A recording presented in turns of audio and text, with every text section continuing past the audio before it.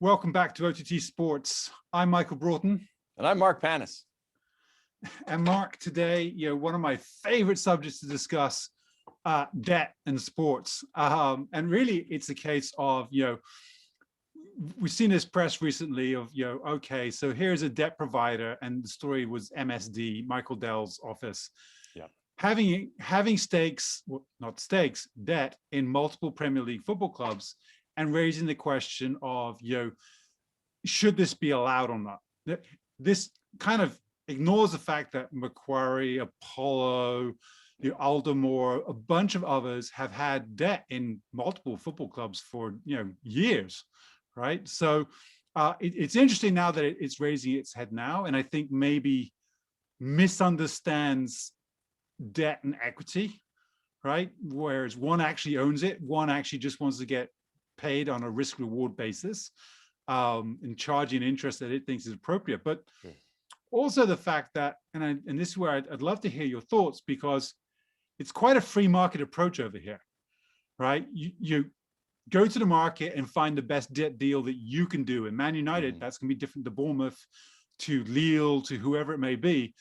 How does it differ in the US? How is debt being approached from a kind of US sports perspective?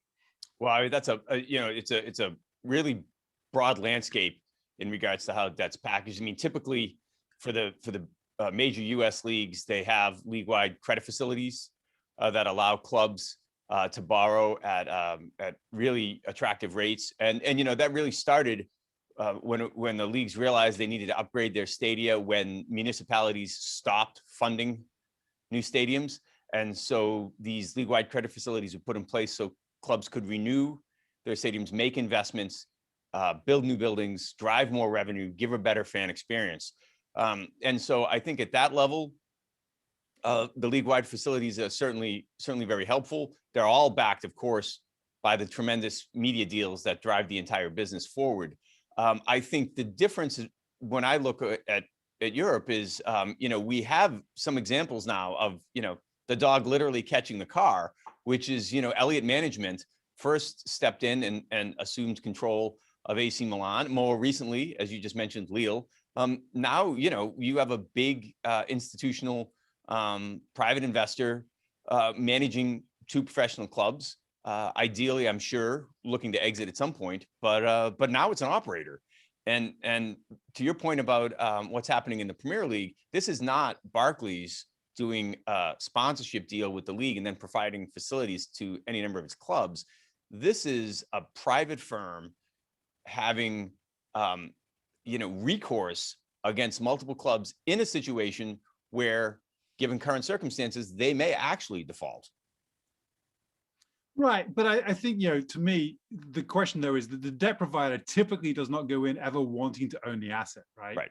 Right. They go in and they'll sit there and say, look, we're going to charge you LIBOR plus X because we think you're high risk, low risk, whatever it may be.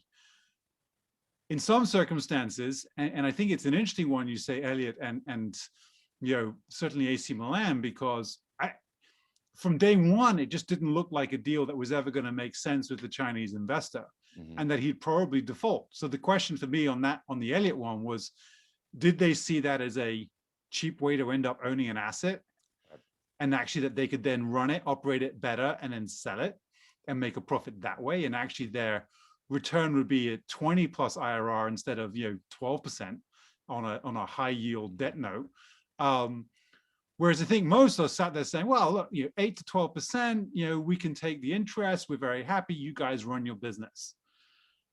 Whereas, and again, I think it goes to, in Europe, we still discuss the P&L, right? Almost obsessively, the P&L of sports teams, almost never the balance sheet, right, which feels a little weird. I don't know about you, but my Econ 101, we discussed 3 different factors when it came to the balance sheet, cash flow, and P&L.